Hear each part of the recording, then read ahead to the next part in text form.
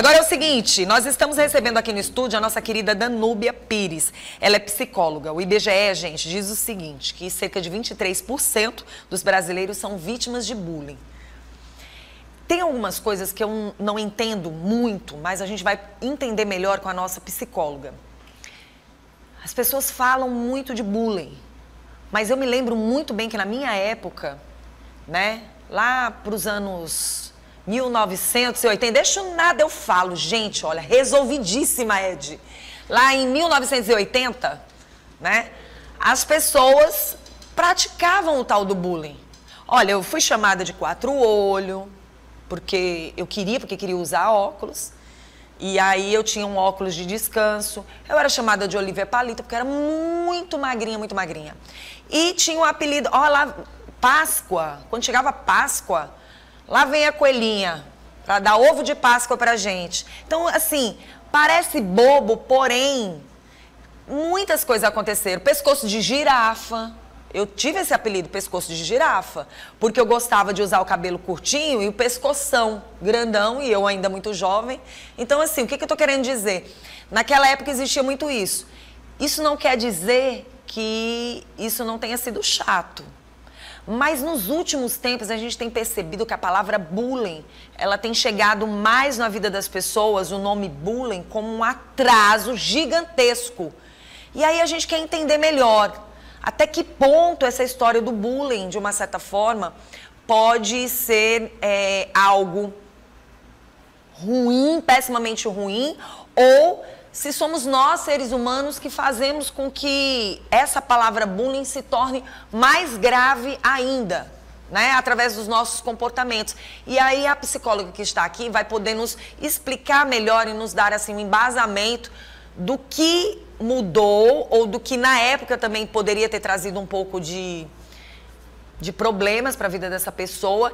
Como é que está a mente dos nossos jovens hoje? Porque um bullying leva determinadas agressividades, né, comportamentos que, de uma certa forma, mexem tanto com o ser humano, ao ponto dele chegar ao extremo, né? A gente sabe que agora, recentemente, aconteceu um fato, né, fora daqui do Piauí, e que, de uma certa forma, mexeu muito com a mente das pessoas, ainda mais sobre esse assunto bullying, né? E aí eu pergunto para você, até que ponto a palavra bullying tem chegado na mente das pessoas de uma forma negativa, de uma forma tão ruim assim? Porque na minha época, você ainda muito jovem, mas na minha época, a gente tinha muito isso, né?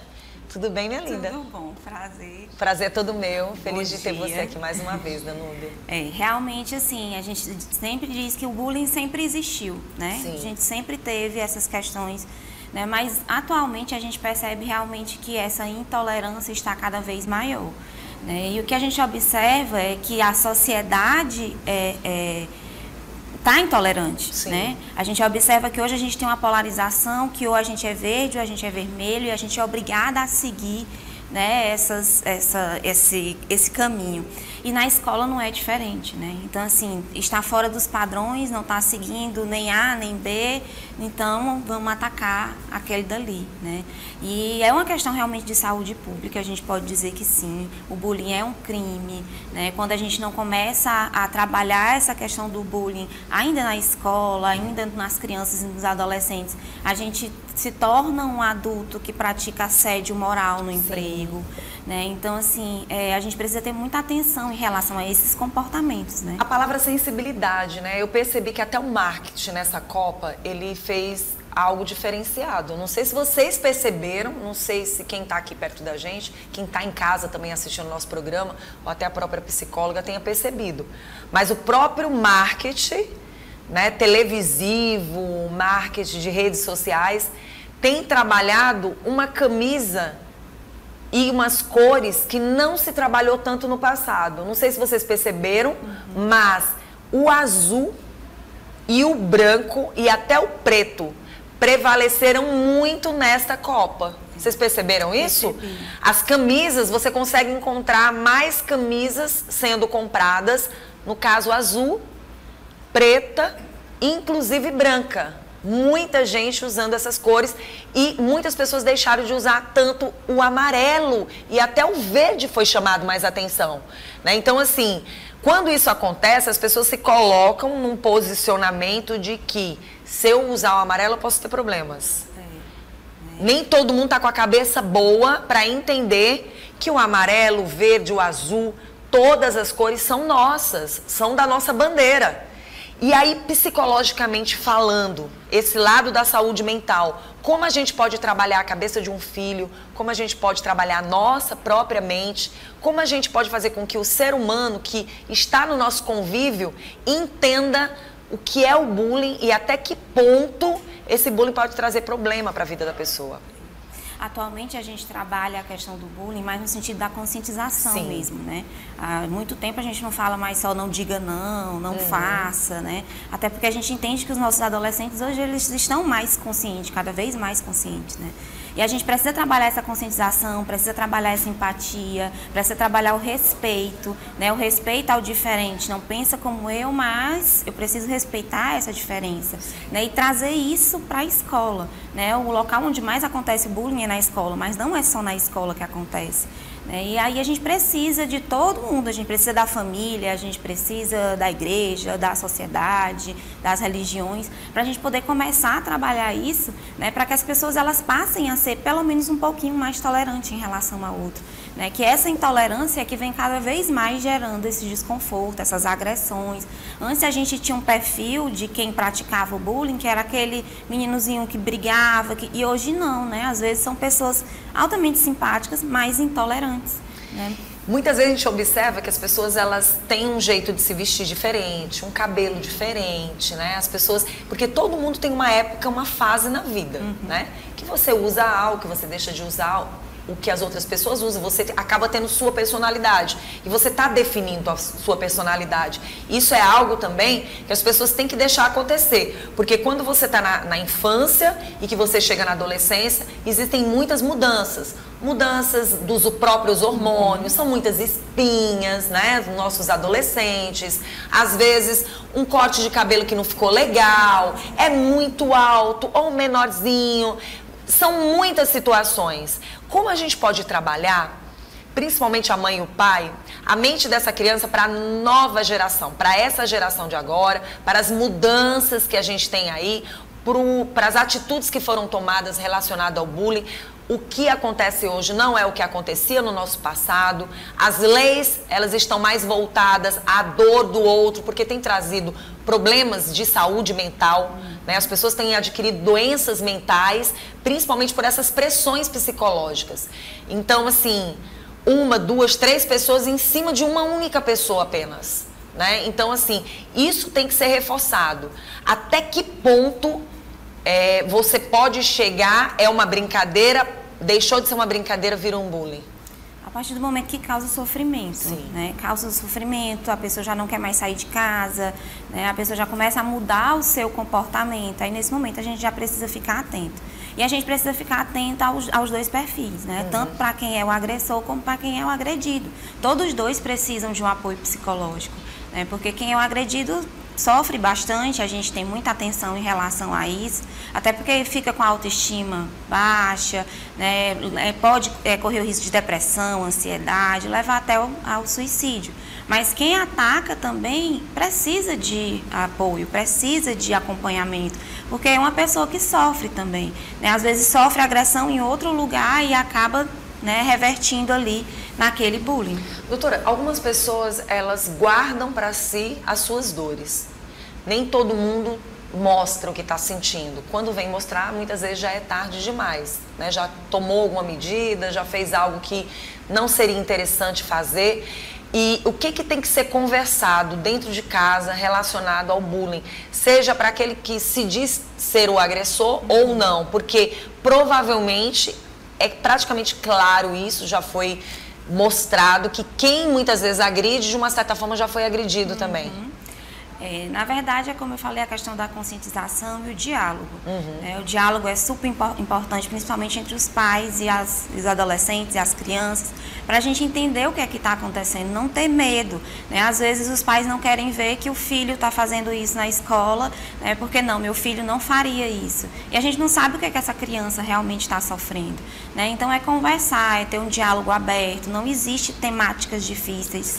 A gente precisa sim conversar abertamente com os nossos filhos, e propor uma ajuda, Se está acontecendo isso, você está se vendo nesse papel, como é que eu posso te ajudar para a gente poder sair disso? Como psicóloga, aqui dentro de Teresina, mais necessariamente, atendendo as pessoas do nosso estado do Piauí ou até parte do Maranhão, o que você tem identificado relacionado ao bullying? O que mais pode agravar e que você tem percebido que tem mexido muito com as pessoas?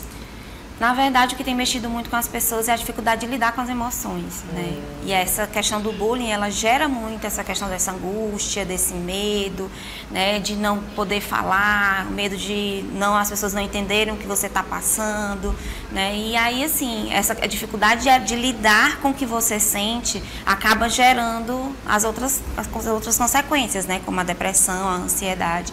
Então, a gente observa muito isso no consultório. É notório, os nossos adolescentes têm essa dificuldade. Não sei se, provavelmente, a gente vai ter que pesquisar muito sobre, não sei se por conta da pandemia.